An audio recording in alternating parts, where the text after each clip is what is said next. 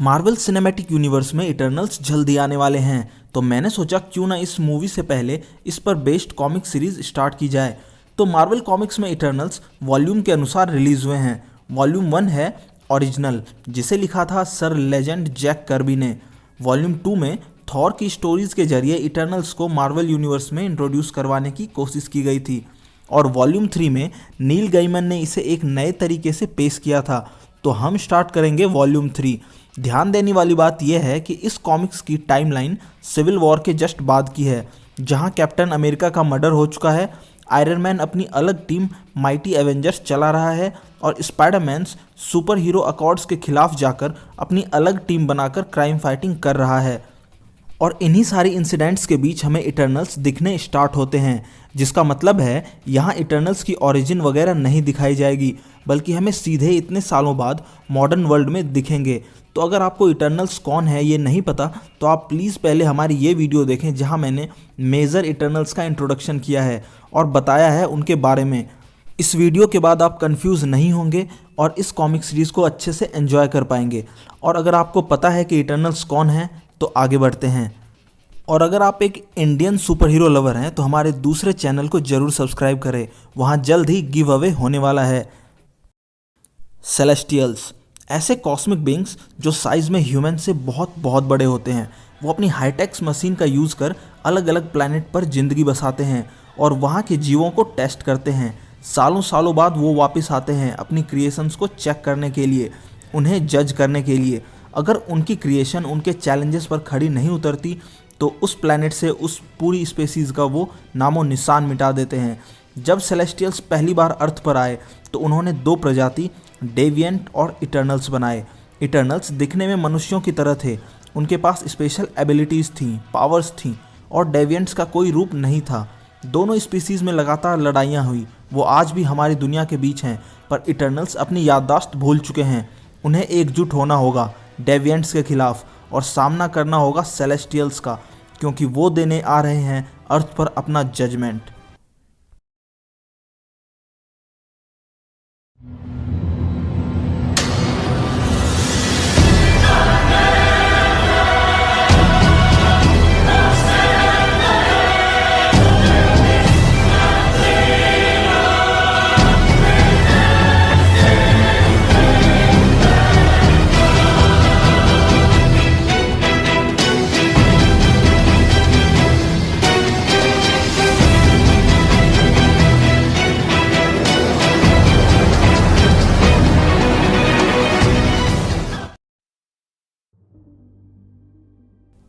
बेलेवू hospital night shift खत्म होने को है और एक मेडिकल इंटर्न मार्क करी नींद लेने की कोशिश कर रहा है।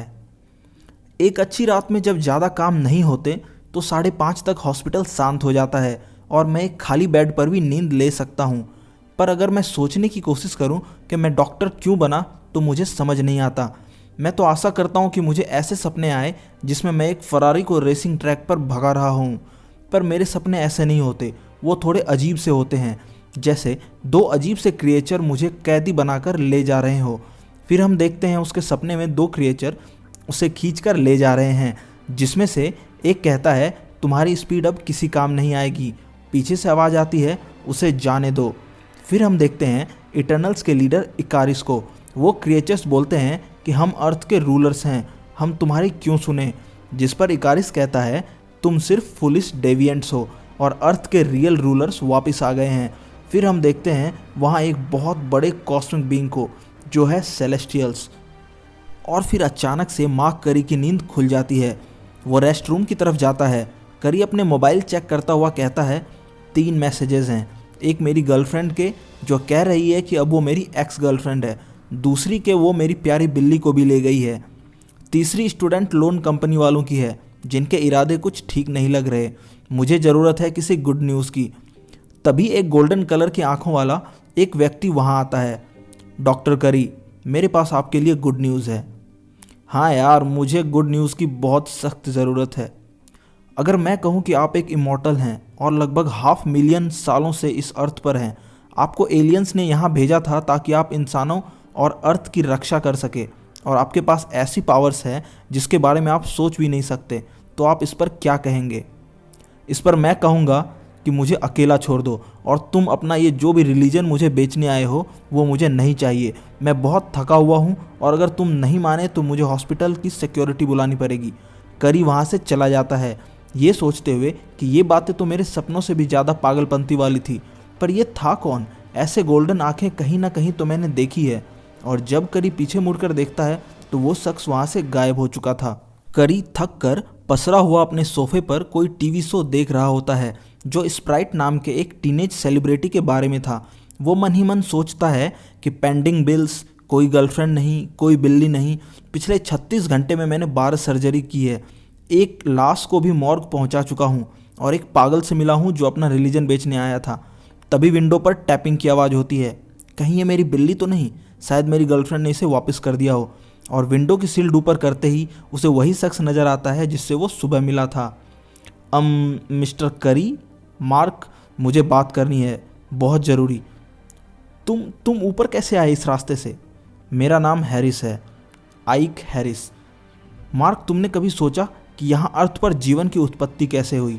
जिस पर मार्क कहता है, कुछ केमिकल्स आपस में फ्यूज़ हुए, ऑर्गेनिजम्स बने और वो खुद को रेप्लिकेट करते गए। यहाँ मार्क पहली लाइफ फॉर्म अमीबा की बात कर रहा था। जिस पर हैरिस कहता है कि मैं इंसानों की बात कर रहा, इंटेलिजेंट लाइफ की, जो अर्थ पर हैं। हैरिस, मुझे तुम्हारी इन बेकार सी बातों में कोई इंटरेस्ट नहीं है। तुम्हें बस अपना रिलीजन, अपना कल्ट आगे बढ़ाना है। मैं तुम्हारे किसी पैम्पलेट को नहीं पढ़ने वाला। यहाँ से दफ़ा हो। मार्क, तुम इंसान नहीं हो, मैं भी इंसान नहीं हूँ। हम लोग अलग हैं, स्पेशल हैं। डूड, मैं एक मेडिकल साइंस स्टूडेंट हूँ और ट्रस्ट मी, मैं एक इंसान हूँ। तो अपने रिलीजन का बोरिया बिस्तरा समेटो और जाओ, वरना मैं पुलिस को बुलाऊंगा और मेरे पास एक गन भी है। जिस पर हैरिस कहता है, नहीं मार्क, तुम्हें गन्स पसंद नहीं, तुम्हें बस स्पीड पसंद है, जैसे कि मुझे ऊपर जाना पसंद है, ऊंचाइयों पर। वो किसी एक्रोबैट की तरह जंप लगाकर वहाँ से चला गया। उसे कैसे पता कि मेरे पास गन नहीं और मुझे स्पीड पसंद है?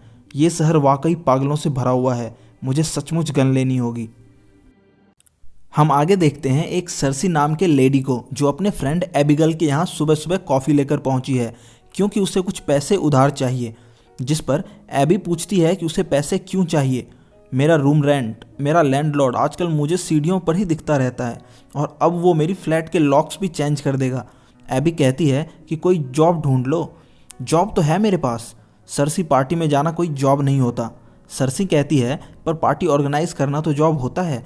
वो बताती है कि कैसे एक लड़के टॉड की हेल्प से उसने एक वेबसाइट बनाई, partybycersei.com, जो गूगल रैंकिंग में ऊपर आ रहा है, जिसकी वजह से उसे अब अलग अलग जगह से ऑफर्स आ रहे हैं। एबी कहती है कि पर तुम पैसे वापस कैसे करोगी? तुम्हें तो बुक शॉप की जॉब से भी निकाल दिया गया है। जिस पर सर्सी कहती है, देखो, अगर मैं बेघर हो जाऊंगी तो तुम्हारे पास ही रहने आऊँगी। तुम्हारे कपड़े, फूड्स, तुम्हारी चीज़ें सब फ्री में यूज़ करूँगी। तुम्हारे बॉयफ्रेंड को भी फिर से पटा लूँगी और फिर मुझे धक्के मार के तुम बाहर निकाल दोगी। मैं भूख के कारण मर जाऊँगी, फिर तुम दुखी होगी, मेरे नाम पे चैरिटी करोगी। तो इससे अच्छा है वो चैरिटी के बदले वाला पैसा अभी ही मुझे दे दो। ये लो पैसा। तभी सर्सी के सेलफोन पर कॉल आता है और वो अपने किसी नए क्लाइंट से मिलने के लिए जा रही है। इसलिए वो एबी की ग्रीन वाली टॉप ले जाती है ताकि प्रोफेशनल दिखे।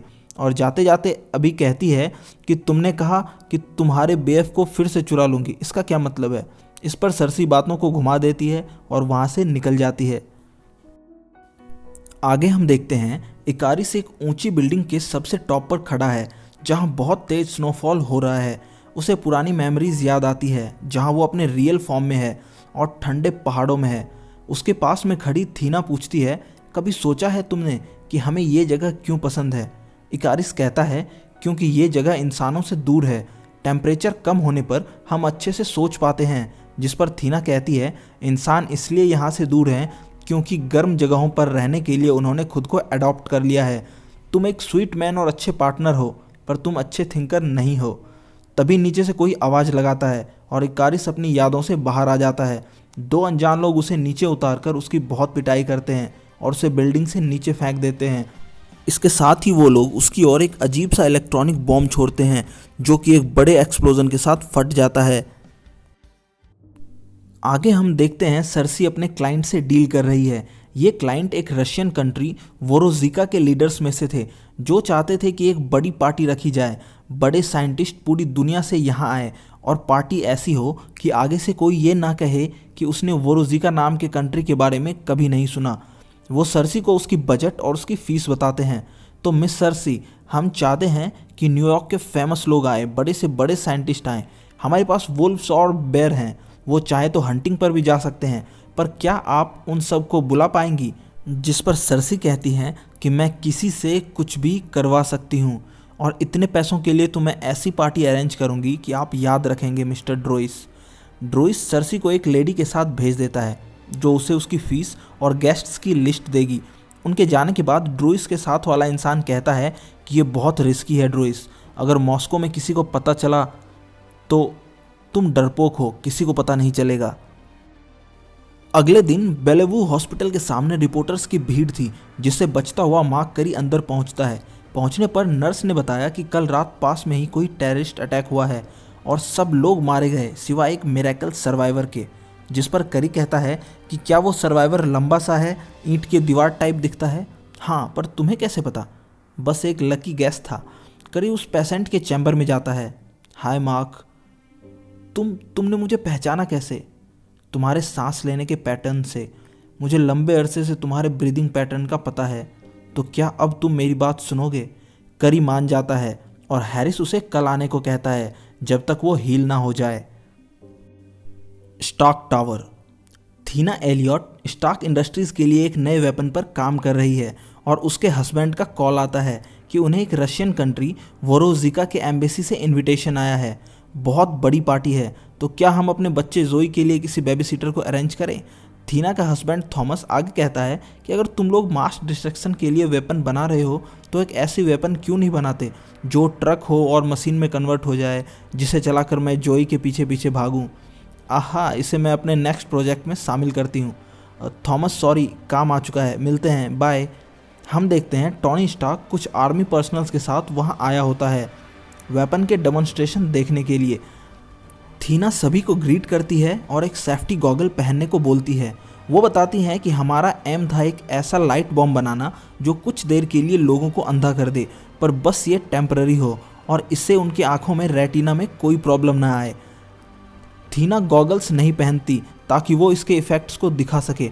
वेपन ऑन करते ही एक फ्लैश होता है और थीना की आंखों की रोशनी चली जाती है। ऐसा वो दिखावा करती है क्योंकि थीना खुद एक इटर्नल्स है। टोनी कहता है कि थीना स्टार्क लैब इस पर 5 सालों से काम कर रही है और तुमने बस इसे 2 महीने में बना दिया। You are wonder. इस पर थीना कहती हैं कि ये तो मेरा काम था और ये तो बहुत इजी था, इतना इजी जैसे किसी चीज़ का याद आना। बेलेवू हॉस्पिटल। अगले दिन हैरिस मार्क को अपनी कहानी बताना स्टार्ट करता है। मुझे ठीक से याद नहीं कि सेलेस्टियल्स कौन हैं, वो अर्थ पर कितनी बार आए, पर हमारे लीडर जोरस का मानना था कि वो 500,000 ईयर्स से पहले आए थे। उन्होंने अर्थ पर जीवन की शुरुआत की। तुम्हें अजीब नहीं लगता कि डायनासोर्स की इतनी बड़ी प्रजाति का बिल्कुल ही गायब हो जाना? ये कोई आम बात नहीं है, ये एक कॉस्मिक गेम है। सेलेस्टियल्स वो साइज़ में बहुत बहुत बड़े होते हैं, जायंट से भी ज़्यादा बड़े। वो अजीब सी बड़ी बड़ी मशीनें बनाते हैं जिसमें वो पत्थरों का इस्तेमाल करते हैं। उस समय के अर्ली मैन या आदि मानव मूर्ख थे, इतने इंटेलिजेंट नहीं थे, पर सेलेस्टियल्स को उनमें पोटेंशियल दिखा। उनकी बड़ी बड़ी मशीनों को समझने के लिए मेरे दोस्त एजैक ने 100 से ज़्यादा साल लगा दिए। उनकी मशीनें जादू करती है, मेरा मतलब रियल जादू। उन्होंने उससे हमें बनाया, यानी इटर्नल्स को। हमें बस 100 के लगभग की संख्या में ही बनाया गया। फिर उन्होंने डेविएंट्स बनाए, ऐसे स्पीसीज जिनकी कोई फिक्स स्पीसीज ही नहीं है। वो सब अलग अलग तरह के दिखते हैं। किसी खरगोश की तरह वो खुद के पॉपुलेशन को बढ़ाते गए। धीरे धीरे उन्होंने अर्थ पर कब्जा करना स्टार्ट कर दिया, इंसानों को बंदी बनाने लग गए। हमने उन्हें अकेला छोड़ दिया था, पर वो हमें भी पकड़ पकड़ कर टेस्ट करने लगे कि आखिर हम कैसे काम करते हैं। बस इसी के अपोज में हमने लड़ना सीखा। हमें अपनी पावर्स का पता चला। हम लोगों में एक बड़ा युद्ध हुआ। इस पर मार्क करी पूछता है, युद्ध? तुम बस 100 थे और वो मिलियन ट्रिलियंस में थे, ये कैसी युद्ध है? हैरिस कहता है कि ये युद्ध तब बन जाता मेरे दोस्त जब हम अकेले 100 उन पर भारी थे। हमारा लीडर्स जूरस हमें गाइड कर रहा था, उसकी बेटी थीना जो एक काबिल टेक्नीशियन थी, और मेरा कजिन ड्रोइस जिसको मैंने कभी पसंद नहीं किया पर वो भी बहुत खतरनाक था। पर तुम सही हो, हम अकेले हरा नहीं सकते थे उन्हें, इसलिए हमने सेलेस्टियल्स को बुलाया। वो आए भी और डायनासोर्स की ही तरह डेविएंट्स के स्पीसीज को ख़त्म कर दिया और उनके पूरे किंगडम को अटलांटिक ओशियन के अंदर गिरा दिया। डेविएंट्स अब मिलियंस ट्रिलियंस से कम होकर 1000 के लगभग ही बचे। इंसान गुलामी से आज़ाद हुए और हमें यानी इटर्नल्स को अपना उद्देश्य मिला।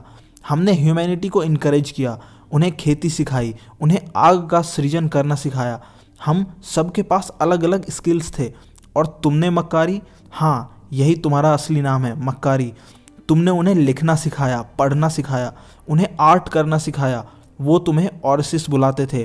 30 साल पहले सेलेस्टियल्स का तीसरा होड़ यहाँ आया था जो ह्यूमैनिटी को जज करने आया था, पर मुझे याद है कि वो वापस लौट गए।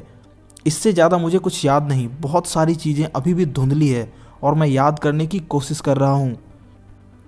पूरी कहानी सुनने के बाद मार्क करी कहता है कि तुम्हारी बातों पर विश्वास नहीं करने के लिए मेरे पास बहुत सारे कारण हैं। पहली बात कि मिलियन साल पहले आदि मानव थे ही नहीं।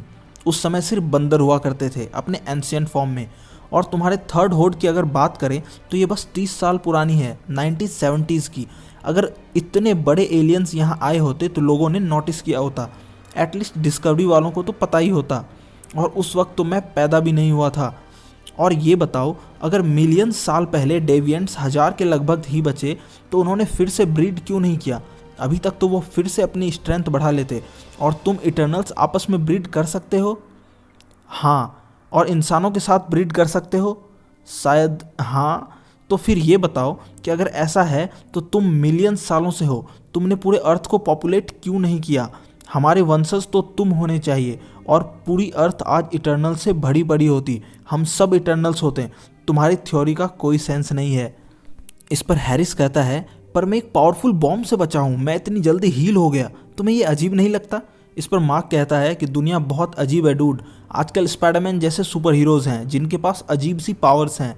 करी वहाँ से चला जाता है और हैरिस हॉस्पिटल के बेड में लेटे हुए कोई सुपर हीरो टीवी शो देख रहा है जहाँ बहुत सारे सुपर पावर्स वाले बच्चे आते हैं। उन्हें बताया जाता है कि फाइनल सुपर हीरो सेलेक्ट होने पर उन्हें गवर्नमेंट में रजिस्टर्ड कराना होगा।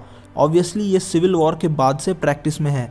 शो पर वॉस्प और Reed Richards AKA fantastic four जैसे सुपर हीरोज़ आते हैं और गवर्नमेंट रजिस्ट्रेशन एक्ट को प्रमोट करते हैं। सुपर हीरो कंटेस्टेंट से कहा जाता है कि उनमें से जीतने वाले को इट्स सो स्प्राइट के सेलिब्रिटी किड स्प्राइट से मिलने का मौका मिलेगा। मार्क करी अपने सीनियर डॉक्टर्स को रिपोर्ट दे रहा होता है कि वो इंसान पागल है। वो खुद को मिलियंस ईयर ओल्ड बताता है। उसे ग्रीस की सारी चीज़ें याद है, पर वो जिंदा कैसे रहा, वो अपनी ज़िंदगी चलाने के लिए क्या काम करता है, उसे कुछ याद नहीं। और अपनी इस फैंटेसी में वो मुझे भी इमेजिन करता है। आगे हम देखते हैं वही टीवी शो जहाँ स्प्राइट भी सुपर हीरो रजिस्ट्रेशन एक्ट को प्रमोट कर रहा है। करी डॉक्टर से पूछता है कि क्या वो इंसान डेंजरस है डॉक? डॉक्टर कहते हैं कि वो अभी तो तुम्हें अपना दोस्त मानता है, इटर्नल्स मानता है, पर डेंजरस वो तब हो जाएगा जब वो तुम्हें डेविएंट मानने लगे। हमें उससे पहले ही उसे ऐसी जगह ले जाना पड़ेगा जहां वो किसी और को नुकसान ना पहुंचा सके। मार्क करी हैरिस के कमरे में जाता है और इंजेक्शन तैयार करने लगता है। हैरिस कहता है, मार्क ये टीवी शो देख रहे हो? ये टीवी शो वाला किड स्प्राइट, ये भी हम में से ही एक है। जिस पे मार्क कहता है कि चलो अच्छा है, कोई तो ऐसा इटर्नल्स है जो कि एक सेलिब्रिटी है, सक्सेस है और उसके पास पैसे भी हैं। हैरिस कहता है कि मैं लगभग ठीक हो चुका हूँ और मैं आज ही हॉस्पिटल से चला जाऊँगा। पर उससे पहले ही मार्क उसे इंजेक्शन दे देता है और कहता है कि ये डिसाइड करना डॉक्टर्स का काम है। डॉक्टर्स अब ये आपके हवाले है। ये कहकर मार्क वहाँ से चला जाता है और हैरिस बेहोशी में देखता है 2 डॉक्टर्स को जो शायद डेविएंट्स जैसे लग रहे थे। ये शायद वही लोग थे जिन्होंने उस पर बॉम्ब से अटैक किया था।